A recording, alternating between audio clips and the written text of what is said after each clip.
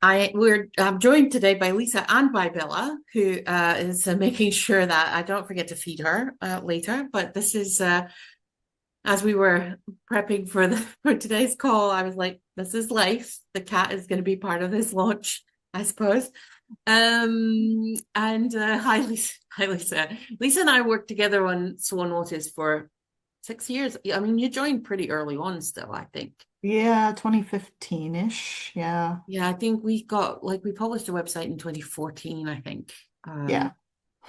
But all these years, I mean, time, what is time anyway? Yeah. But the I always we like telling this story because how I reached out to you, the first piece of content of Lisa's I ever read was her statement that she had to take her blog down because Captain Crazy had sued you for libel.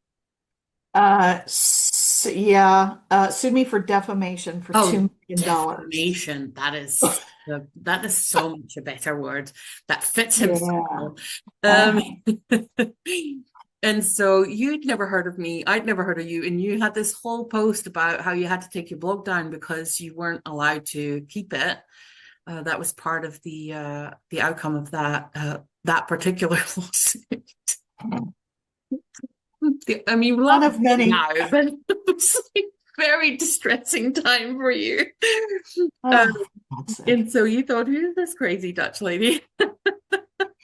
Well, but to be fair, at first it was more like, am I being scammed right now? Like, what's this? This person is even admitting to be reaching out to me from Europe, so it's already offshore. Like, what's, yeah, I was very confused, but intrigued.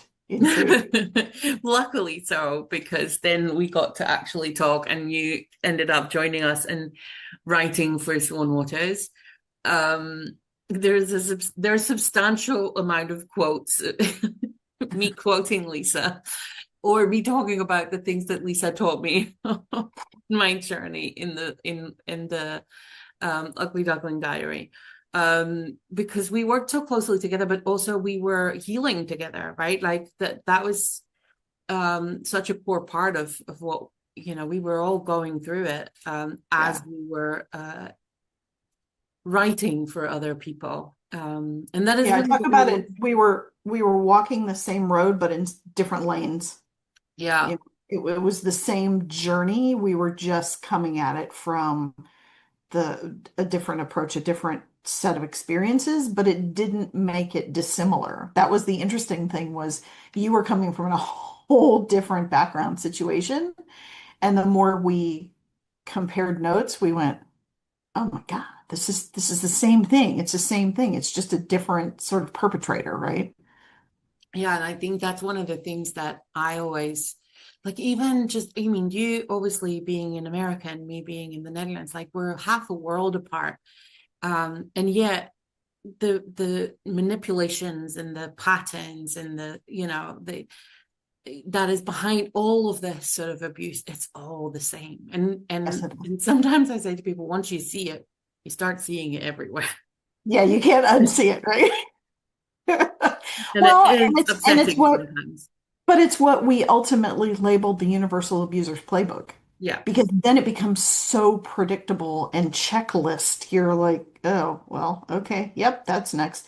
I'm actually providing support to a couple of people right now. Um, and one of them, she told me she was getting ready to file for divorce and she was explaining to me the background and everything that happened and everything. And I said, okay, here are the things I want you to prepare for. And she said, well, I don't know if he would actually do that. So I just talked to her last weekend, and sure enough, well, yeah, he did this and this and this. And I said, okay, that's fine. We got a contingency plan. Here's what we're doing. Um, but that becomes it becomes so formulaic that for those of us who are sort of on this other side of the healing journey, it's super easy for us to say, well, I know you want, because I said this to her, I know you want to believe that's not the case, but I can tell you, you need to prepare yourself for these things. And so I told her the whole story about, Captain Crazy didn't even show up for our divorce hearing. He didn't think I was going to go through with it. And so he signed off on everything. Everything was great. Everything was, it's fine. And then when he realized that I didn't choke at the last minute, that's when everything blew up. And it went on for years. It went on for 8.5 years. Yeah. I mean, he found every opportunity to drag you back into a courtroom. Um, that, I mean, that was horrendous. And I think I only knew you for the last bit of that, or, well, yeah, I guess 3 years of it, last three bit, and a half. 3 years Yeah. of it. But yeah, Yeah. um, I mean, I didn't get the whole of that, but I only got the last of that. But Yeah. it's so, and it happens so much. And I think, both you and I have obviously published or have published our stories and written about it more publicly. Mm-hmm. Um, but um, and in that attempt of letting people know, like, this is how it happens, this Mm-hmm. is how it starts, and this is how it progresses. Mm-hmm. And it's because when I talk about, for example, when I talk about the workplace where my boss would hit me for making typos, which is, a super normal thing to happen in a workplace. And people go like, but why did you stay? And I'm like, because he didn't, I'm sorry. I just thought my finger was going to get eaten. Um, that was distracting. But it's, these things don't happen on the job interview, right? Like, your boundaries are pushed back so gradually that Yeah. at some point when it gets really crazy, you can't even see the crazy anymore. And you can't even think that you don't deserve this treatment, Mm-hmm. because it's like this really gradual process that you're constantly just pushed back a little bit.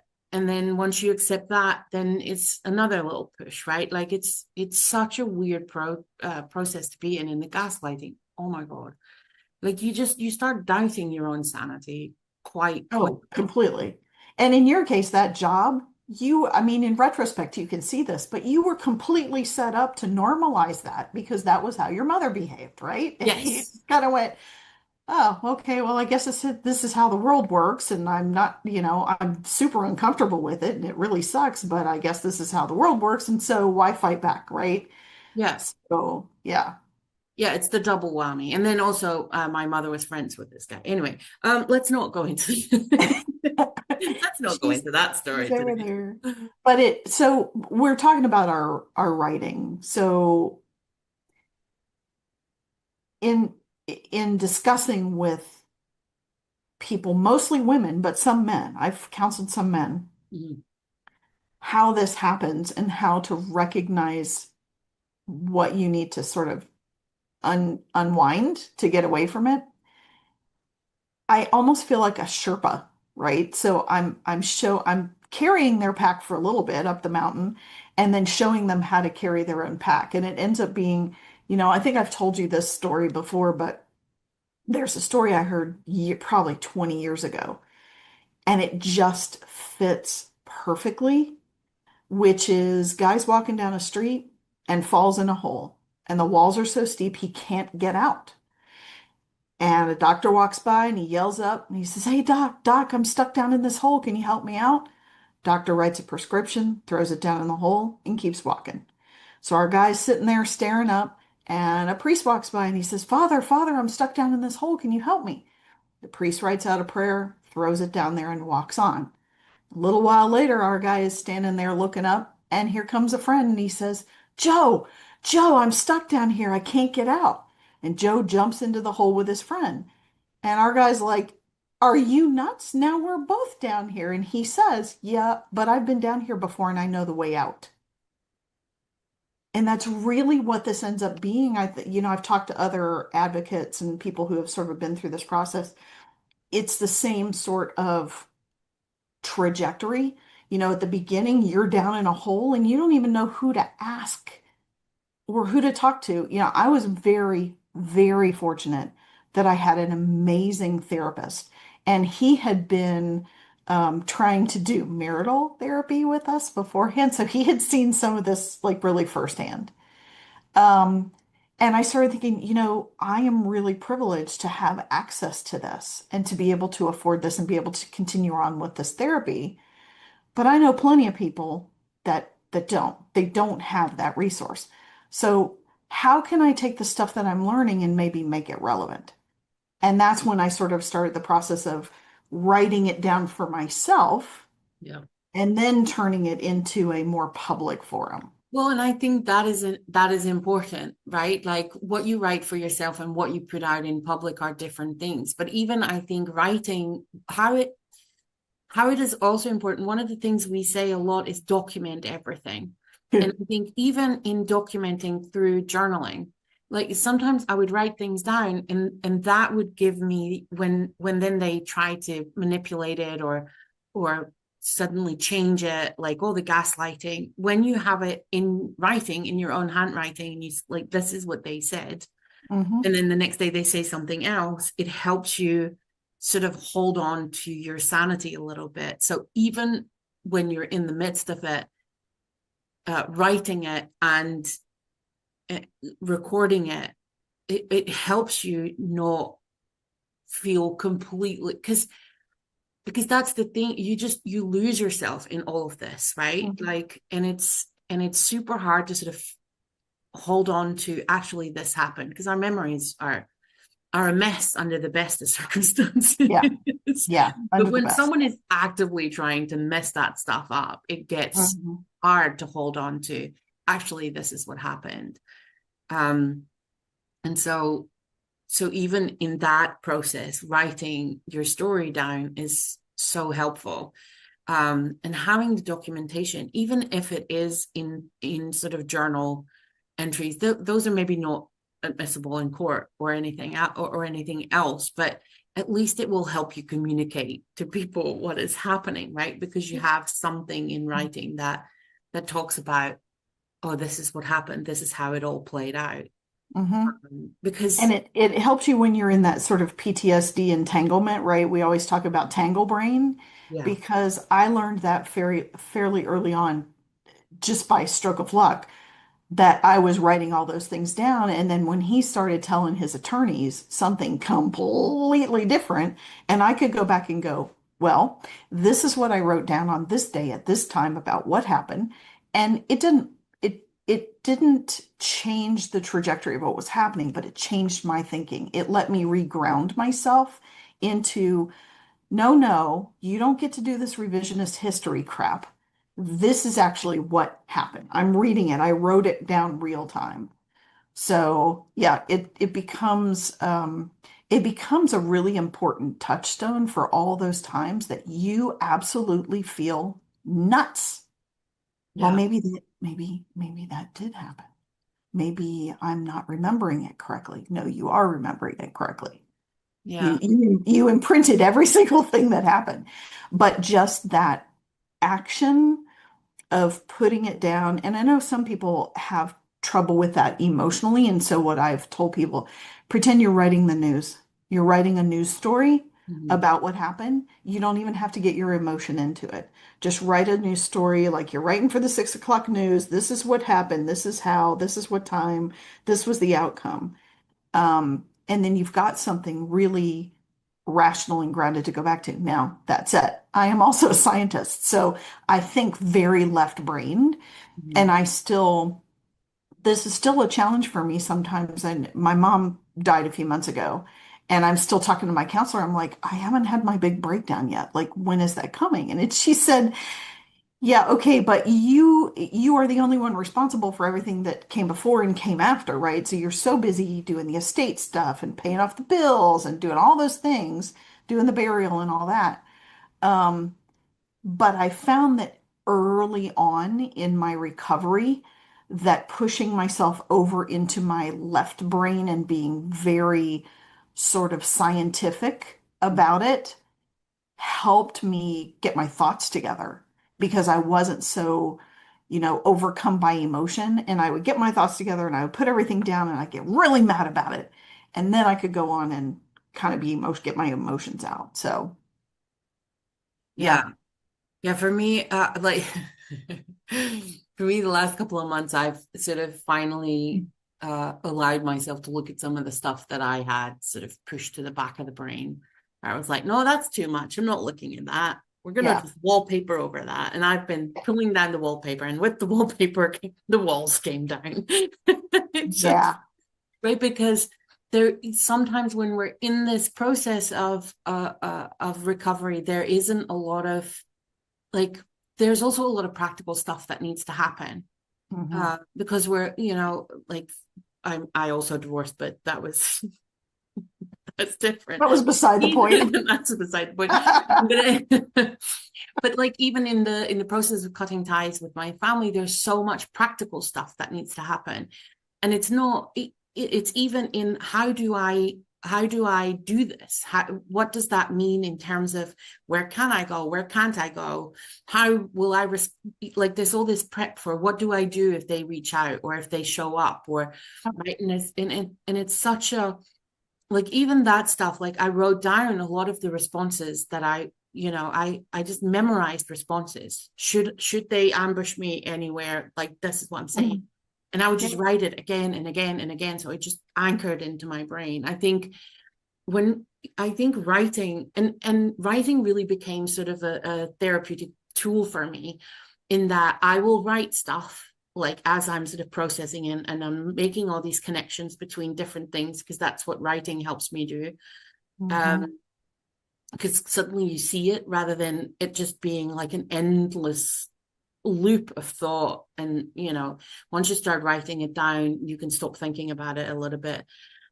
But then I would write it and then I read it to myself Hmm. and it will break me down and I will read it again and again and again out loud in my voice. I will hear myself read it. Um, and that's how I sort of, at some point, I'll stop crying because then it's gone through the system, Yeah. right? Like that's how I process a lot of the stuff where I'm like, when I feel super overwhelmed and I'm trying to figure out what is going on or what silly memory is, making my brain explode. Hmm. Um, and that's how I do it. I write it. And I think in writing things down, because you're capturing it in more formal language than you would if you're talking, like Hmm. just automatically, even if you're just writing for yourself, it's going to be more formalized than it stuck in your head. Or even talking to a friend. It creates that fraction of space between you and what it is you're thinking about. And that Yeah. is the space where you can actually tackle it. Yeah. And it's, it's such an important act of self-care. And I know that's some people consider that term woo. But when I started writing in 2010, which was 2 years before I started the blog, when I started writing, it was just, I got to get these emotions out of me. I don't know what to do with all of this. Like, I've just got to get this out. And aside from a few of my other little coping mechanisms, which you remember, taking a hammer out in the Yep. backyard and just pounding the dirt, like just until I was so exhausted, I didn't have anything to get out of me. But that was, it started off as a way to just get stuff out. But if you see when I started writing the blog, um, which at that time was called Emotional Abuse Survivors Network, and I had a Facebook page and all that kind of thing. When I started writing the blog, my writing very quickly turned to what advice would I give a friend who came to me Mhm. in this situation, knowing what I know now? I'm not finished healing, but knowing what I've learned in the last couple of years, what advice would I give to this person? Um, and the amazing part of that was when I started sharing that out just on my Facebook page with neighbors and people from church and all that, I got so many private messages from people that I knew, oh my gosh, you too? I thought it was only me. And so That's the I, power of it, right? Like, and they felt like I was talking to them. They were like, "Oh my God, I read this and I felt like you were, my big sister sitting in the room telling me, this is what this actually is and here's what to do about it. And it's okay to feel this bundle of things." But, what you were talking about like sort of reading it to yourself and ingraining all of that. even no matter how far down the recovery road we get, that kind of action, write it, read it, process it, sort of uptake it, prepares us for weird stuff that just pops up lately. Last week, this is hilarious. Last week, I got an email from Gmail and it said, um, your account is going to be closed for inactivity. It's been inactive for 2 years. Um, and it turned out it's his Gmail account, and I was listed Well, as the recovery address. And I was like, wow, I didn't have that on my bingo card. Like, who was going to predict that, right? Um, and it was one of those things where I just kind of laughed, this sort of little evil laugh. And I went, nope, no longer the backup for that. Your problem, not my thing. And then on Friday this week, I think I texted you about this. My company was actually presenting to his company, and they wanted me on the meeting, because I'm the healthcare subject matter expert for the company. And of course, I checked the attendee list first. 'Cause I was like, yeah, I, there's some things I can do. There's some things absolutely. And I got on that meeting and it was just like any other meeting. And I didn't worry about, who was going to say what to whom. Or, of course, I have a completely different last name now. And there's not much correlation, but it was just those little things that just happen in the course of life that 10 years ago would have sent me off the deep end. yeah. Like there's stuff now that I'm noticing, like, oh, like even a few months ago it would have made me spiral out. And now it's maybe I'm swirling a little bit, Hmm. but I'm okay because I can because because I understand what's happening, and I think that's part of what we do when we sort of write it down and we sort of Hmm. formalize the experience in that kind of sense. Is that I know so much better what is happening, right? Like, and I mean, especially the last couple of months, but I think that's also in preparation of putting this book out. You just kind Yeah, of look at absolutely. layers and stuff like that. Yeah. And fortunately, I also have had access to really good support, so that's really really nice. But there's healing happen, like we always say, like it happens in layers. This is not a linear process, and you're gonna come across that stuff again. And I think especially because the trauma is so complex, the healing is also going to be it's going to be It, complex at times, yep. right? Yeah. um And it's grief too. So it's yeah. not just trauma, it's those layers of grief on top of it. Why wasn't I good enough for this? Why wasn't I important enough for that? Why, right? You go through this whole bizarre grief process as part of this whole healing, which we also know grief is not linear. Um, but it, in the writing, and you're so remember when we published my book, we took all my writings and said, okay, we'll just rebrand it and And we'll take the words out that aren't allowed to we'll be in it. we'll take out the three forbidden words in the legal settlement that I can't say about him. Um, but We that can't tell you what those words are because we're not supposed to say them. I can't tell you, but they're really stupid. Um, But that was a new vulnerability, right? That was, even though I was publishing under a pseudonym, I knew there were going to be a lot of people that knew it was me. Yeah. And it was another level of vulnerability. And I think that's the same thing when you're getting ready to launch your book of all these stories that rehash all of this. That's a hole you're plucking on everything. But here's the important thing.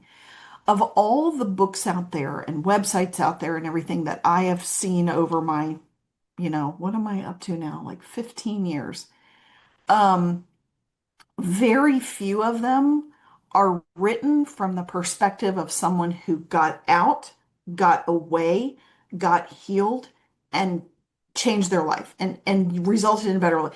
There's tons of psychology resources out there, which is great. There's dialectical behavior therapy workbooks. I mean, there's a lot of stuff. But we came at this, and with SwanWaters too, we came at this as let's sit and have a cuppa and talk about this because I've been where you are. Yeah. And those voices are so incredibly important.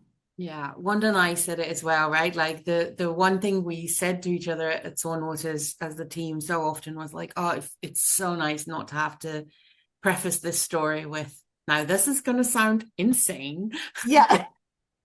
because we I all know knew this is the going to sound like I insanity made it of it. up. Because it really is, because who, if you've not experienced this, I mean, like, if be so grateful, because it is so difficult to. I love that Bella is just like taking over this call, but anyway, She's the uh, boss, you know. this is life with pet children. um but it is crazy making, and it is such a lonely place, and that isolation is so deliberate from Hmm. the abuser out, right? Because if you are by yourself, then you won't feel resilient enough, resourced enough, supported enough, safe enough to leave. So it is that is a manipulation, Hmm. right? And I think as soon as we write stories down, and we can or even just share them through talking to other people, Hmm. because I've had that experience as well, like you say, where friends have read the book and go like, "Oh, I recognized a lot of that." And I didn't, like, for me, what I hear a lot, and I think um this is the childhood part of it, right? Is it so much our norm, Hmm. because it started from the second we were conceived. It starts before you're born. It's Hmm. super chill.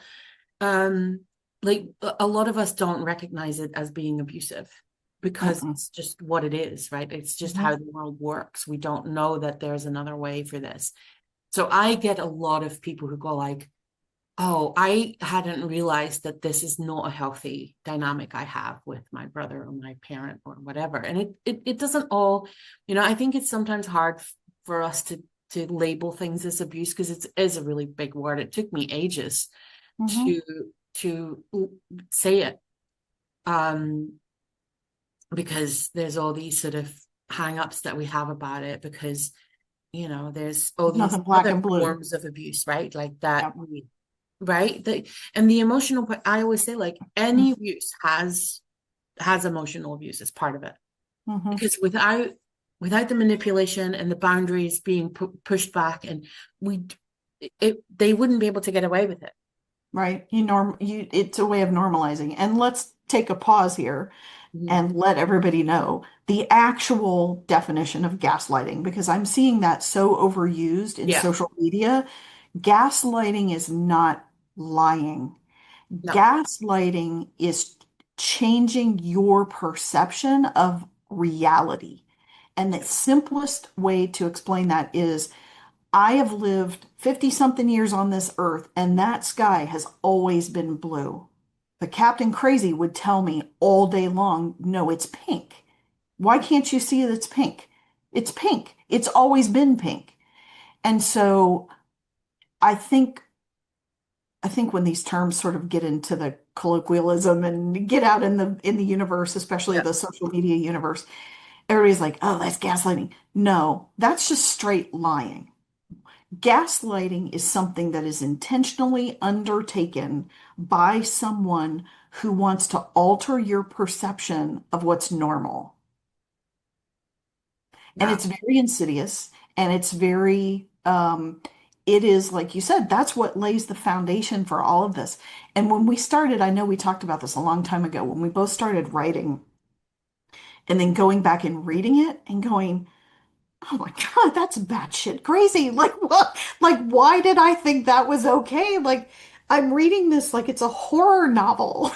You know? But it's so strange. Like, I had one of the biggest experiences I've had with coming to terms with, "Oh my God, I was manipulated to believe this about myself," is that my mother used to say I was overweight in utero, and I was overweight as a child my entire life.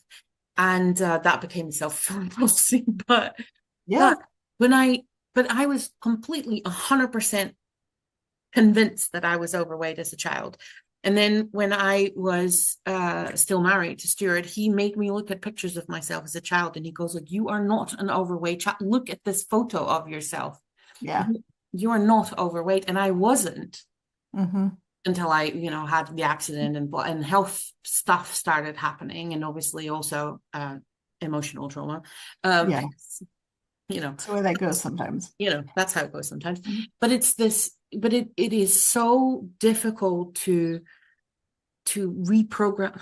This is fun. I'm getting acupuncture as we It's speak. a massage. Yes, it's acupuncture. But it's this. It gets said so much, and it gets presented as fact to a degree where you will believe it even if it's not true. Hmm. And and that is beyond lying. Yeah. Oh, good book. And that's, the power of writing this stuff down. It serves multiple purposes, but I actually still have my writings. I have a box of them. Um, I have everything that was on the blog in printed form saved in boxes. I have evidence that I had saved that I put in a vault online that only my friends can get to because I said to them, I I'm like, I you never actually think know. I still have a folder somewhere in my backup files that says files for Lisa, because you've asked me to save them for you. And I think this is an important note for people who are still in this stuff. We say document, document, document, like write as much down as you can, like collect evidence. Say you're better off saving too much than too little. That's right. One of the things that I used to do a lot in the work situation as well, because there would be just meetings, and Hmm. every meeting we had was a possibility for him to manipulate what was happening. And so I would write an email to say, "This is what we just discussed." And I would give a summary of what we had discussed, and then would say, "If you have anything to add, or if I've misunderstood anything, please respond to this email," which he never did. But it meant that this was now the recording of said meeting. And if he wanted to change what was said, then he had to put it in writing. And obviously he didn't want to put anything in writing because then Yeah. it's stuck, right? So, and I remember when I went to my solicitor to have my contract, or my, yeah, I don't know what you call that in English, but anyway, um, she was like, have you got any documents? And I gave her a stack of paper, and she was like, "Whoa." Yeah. Thanks. Because she was like, Lawyers get the super more excited I about have, that too. right?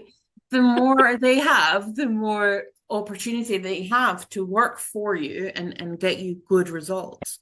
Yeah. But like you said, save it, put it in a cloud, give it to your friends, print it out, like however many ways you need to.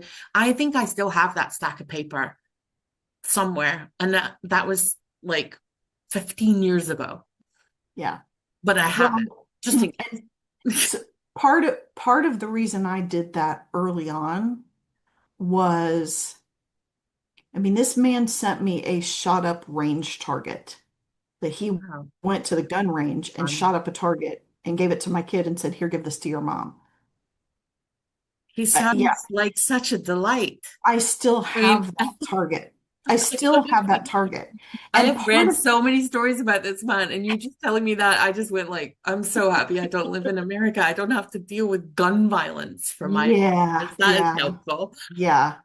And I lived because I had developed a network of supporters, but also people who were being abused by him where he had gone to, Mm. his work, his social circle, everything. I had connected with these people. I'm like, listen, if he's doing any of these things, I just want you to know it's not just you. This has happened. If you need some advice, let me know. If it's not happening, good on you. Like that's awesome. But I had developed this network with people who were actually actively in his circle. And somehow it evolved into a situation where they would actually bring me information. And one of the pieces of information I got one day was um, he just got something from his lawyer and flipped the F out in his office and said, I could disappear with those kids and that bitch would never find me. And that got back to me. And I said, Say what now? Like, are you sure? And this guy's like, I was standing in the doorway of his office. So there were things I felt the need to hold on to in the event that A, I ended up on an episode of, Killer Spouses or something. Mm. Um, and so there was that fear. There was also, at the time, I was also working on some projects with Mildred Muhammad, who is also a very well-known survivor. Her husband was the DC sniper. And she and I had had so many conversations about, yeah, he seemed like he was totally normal to everybody else. And I never saw this coming. And in her case, he took off to the Caribbean for 18 months with her kids. She didn't see her kids. And because it was before they had a parenting plan or anything in writing, there was nothing the court could do. She just had to wait. And so I had this whole sort of collection of stories, and I was trying to be very deliberate about, okay, I want to make sure this group of people who would have my children's best interest at heart Mm. have access to this information. Now, let's talk for a second how nuts that is that you would get to a point where you have to take your writings and create them as a trail in case your kids disappear, in case you get killed, like in case something, whatever. But as time went on and I got stronger and my kids got older, I then kept it as a longitudinal record for them in case they ever wanted to read it. So they're 27 and 23 now. They know where all this stuff is. I'm sorry. How did that happen? Yeah, I sneezed and then poof, there they were. And they're phenomenal, as you know. Uh, Mm. it is normal for a kid who has been in that situation, who has then had a parent disappear on them, because let's call it what it is.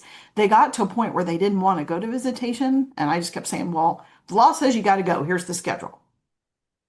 Then it was them going, yeah, I don't want to go anymore. Like, I don't want to go. They would come home and just be an absolute mess for a month. Mm.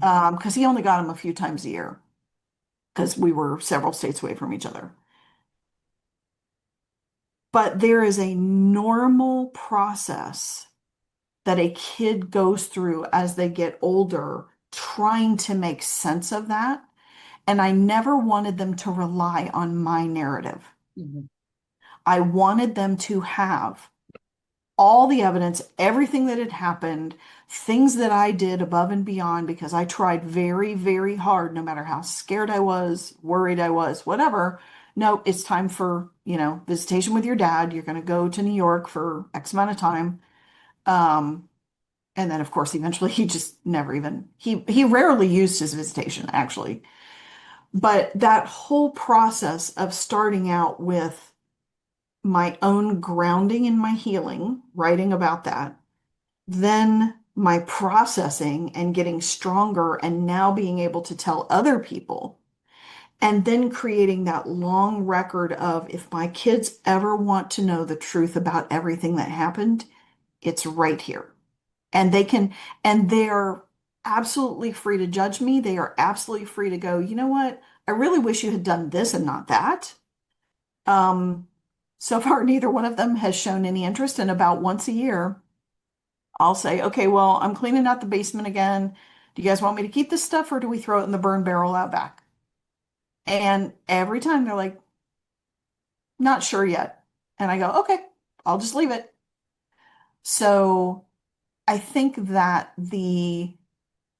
the written record goes through a lifespan, right? So these different morphings.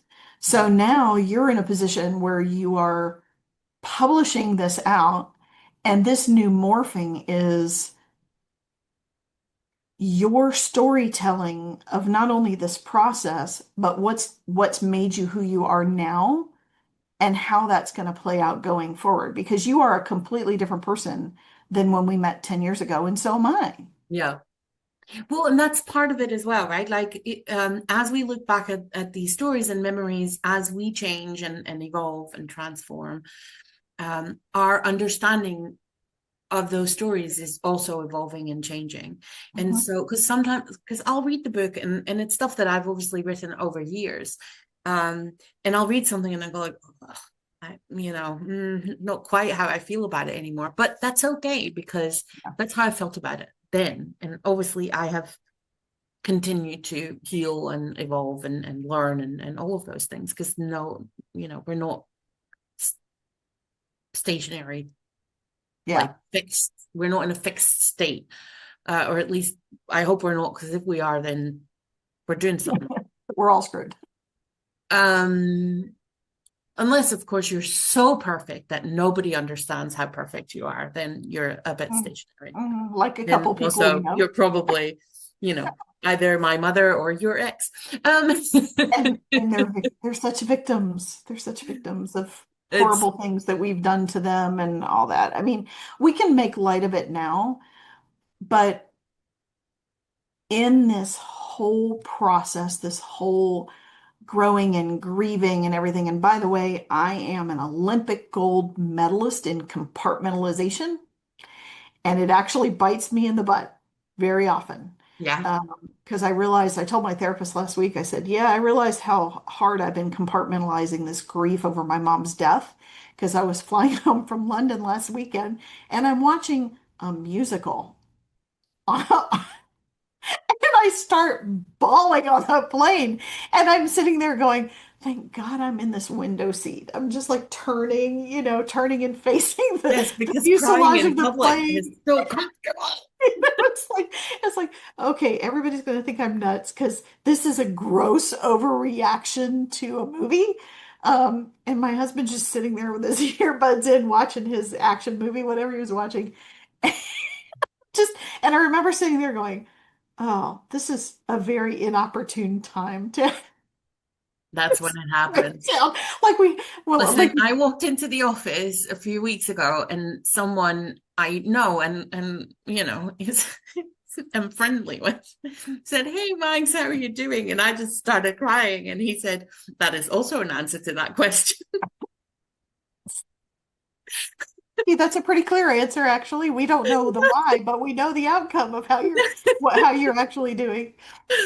And it's like sometimes these things just happen and I think like in the moment it's so uncomfortable, but at the same time, like we're human beings and we've been through some stuff. Yeah. And sometimes something happens that triggers it. And we always say Max is undiagnosed but textbook. Um and it's this thing, like you call it, what did you call it? Tangled brain. I often call it kaleidoscope brain because it's like you're trying to retrieve this information by like turning stuff around so that the little Trying to get things to shards of line up. glass form the Yeah. pattern. And it's exhausting. And I think, we, especially as women, we're so trained to always just keep going and always have to, be ready to serve. And sometimes we just can't because the stuff, dealing with this stuff is exhausting. It is. It really is. And we think like, oh, it's all only in my head. But no, it's like, honestly, trauma healing is a full body experience. Yeah. Um, And you have to learn that it's not related to where you are either. So that was actually that actually took me a little bit longer, I think, to learn than some other skills, which is geography is not your problem. no, Um, and it doesn't matter what it is, if it's related to the abuse or whatever. So I just got back from 5 weeks in Europe. And before going on this trip, which had been planned for a while, I thought, okay, this is going to be a nice break, dealing with mom's death. Because I stayed with her until the very, very end and beyond, right? So not an easy task for anybody. And I remember thinking, okay, this will be a nice way to sort of unplug and focus on other things and do this and that. But I knew and ended up having this discussion with myself. Geography is not your problem. You're going to be somewhere else and you're going to be having fun. You're going to be sitting in some restaurant in Portugal, or you're going to be in Scotland doing whatever. And this is going to back up on you. But the cool thing about that is once you realize that's the way this goes and that it does sneak up on you, you're not so blindsided, right? You say, oh, I know what this is. Okay, I've seen this before. Um, but it does become a conscious exercise to stop compartmentalizing, because there are times when you absolutely need to.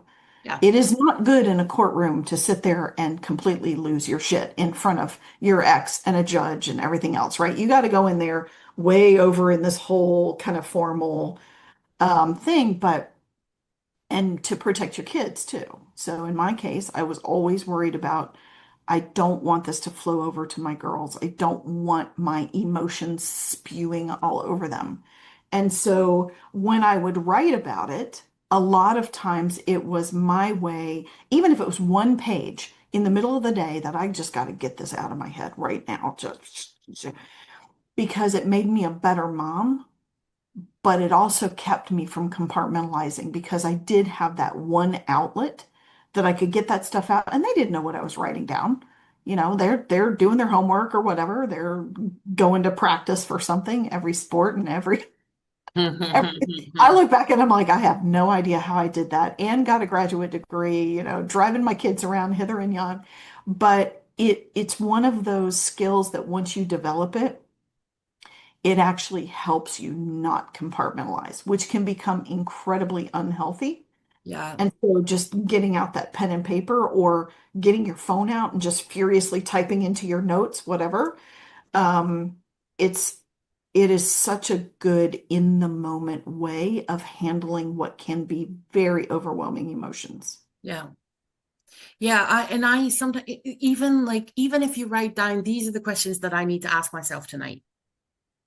Hmm. Because, sometimes they'll come like in the middle of the day, you're suddenly like, what is happening right now? What is this? And if you can write down, this is what it feels like, uh, like just like you say, like a page or even just a paragraph about what is happening right now. I need to explore this, but I can't explore it right now. Right now, I just need to mask it, which masking is another thing that is can be very useful and just good, but then we also can sort of over, Yeah. overconnect. And I think again, like if we can write it down, then at least we have it for ourselves outside of the mask. Because sometimes when you try and hide it from the world because it's, because you're in a social setting where you can't right now, uh, Hmm. then we hide it from ourselves as well. And the more we hide stuff from ourselves, the harder it will be when we get to it, and we will get to it.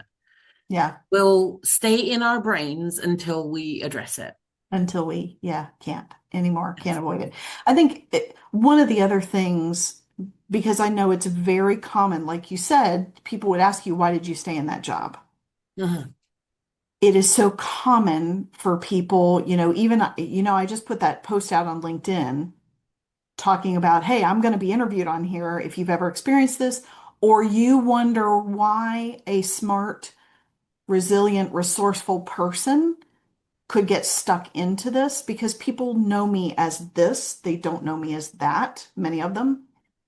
Um, the writing piece not only helps you deal with what has happened more recently, but if you will let yourself go back, it will help you understand, how did I get here? And in my case, my dad was terminally ill my entire childhood.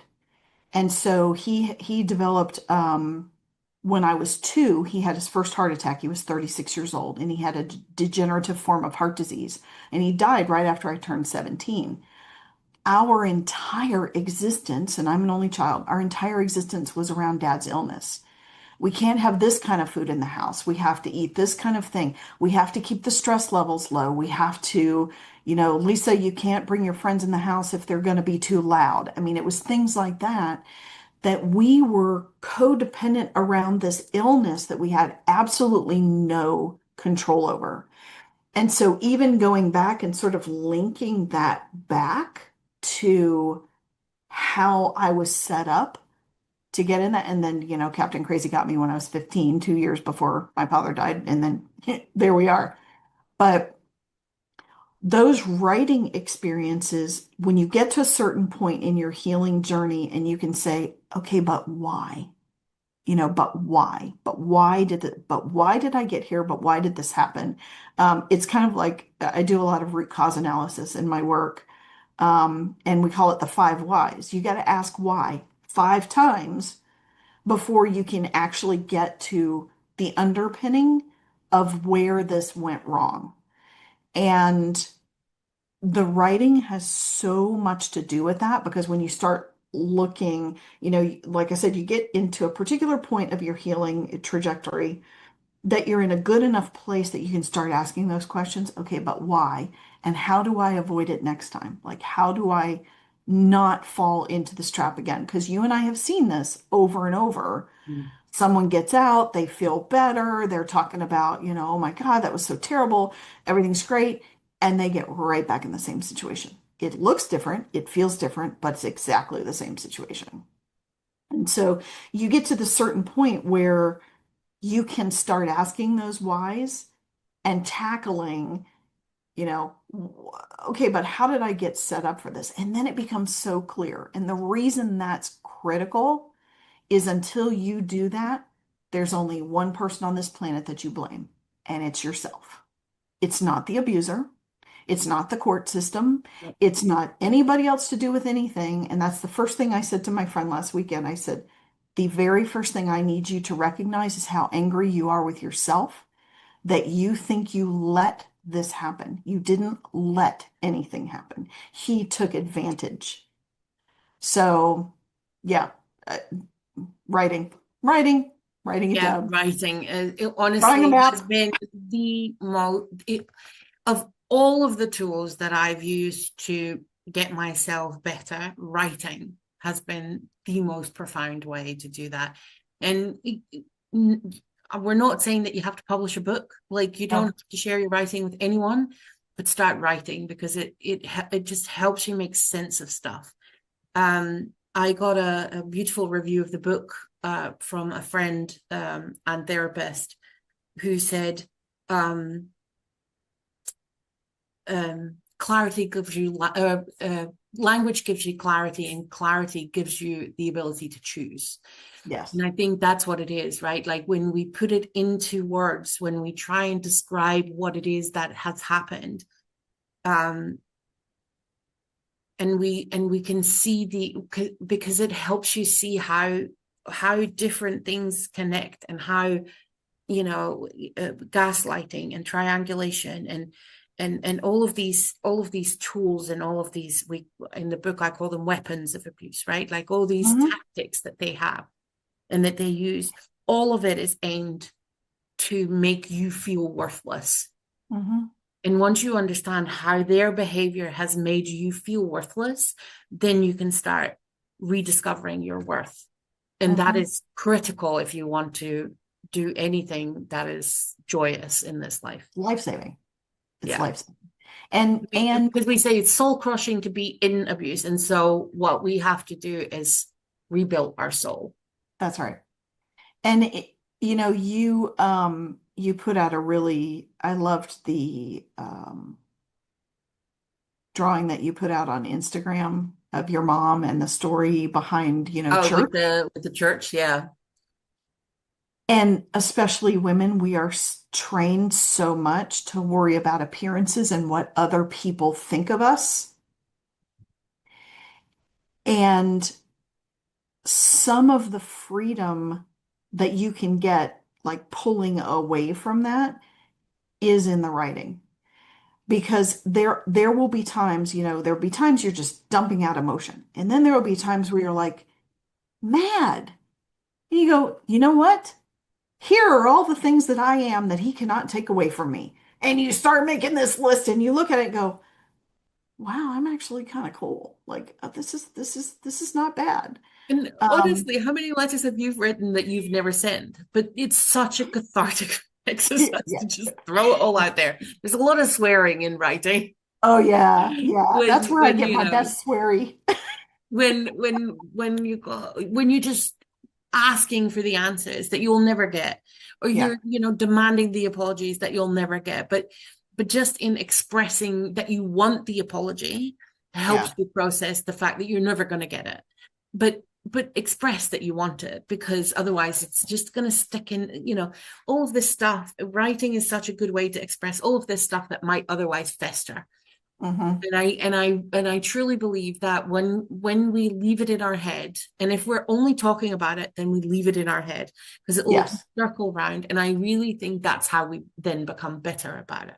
I think Hmm. writing is the only real way of getting stuff out of our mind, because and I have a notebook next to my bed, because if I wake up in the middle of the night and my brain is doing something weird, I just want to sit and write it down, because if Yeah, I don't, then I will be awake the rest of the night trying and just looping it through. Right. yeah. But if I write it down, and I think not just good ideas, although good ideas, write those down as well. But, when you wake up at 3 a.m., which is apparently the time that you wake up when your brain is doing the PTSD thing. It's magic. Oh, It is 3 p.m. no matter what, or 3 a.m. no matter what time zone you're in. it's always 3 a.m. And then you wake up and your brain is in this, is just going a million miles an hour. And you don't know why, because you can't remember what you were dreaming about or thinking about or whatever, processing in your sleep. But start writing, just even start writing what your brain feels like at that point. And Yeah. then it will come and it will come out. And then once it's on paper, I don't have to think about it anymore. I can just go back to sleep. Before we talk another 3 hours about how writing is such a great tool, let's leave this here for today. Next week, it's just going to be me, and I am going to talk about the stories that we tell ourselves, and that we are told, Hmm. and how they inform how we see ourselves and our place in the world, and how we can change that narrative. So that's going to be fun. It is going to be, well, it's going to be fun in the way that it's fun to realize that you're doing something that a person you may never meet is going to learn something and get something out of it that will help them for a long, long time to come. Yeah, I think this again is something that is such a life skill. This is not just about reframing stories of abuse, but this is really about understanding how um how we uh how we view the world and what we're doing. Because people tell me they're not storytellers, but yes, you are. You're Yes, you constantly telling are. yourself stories.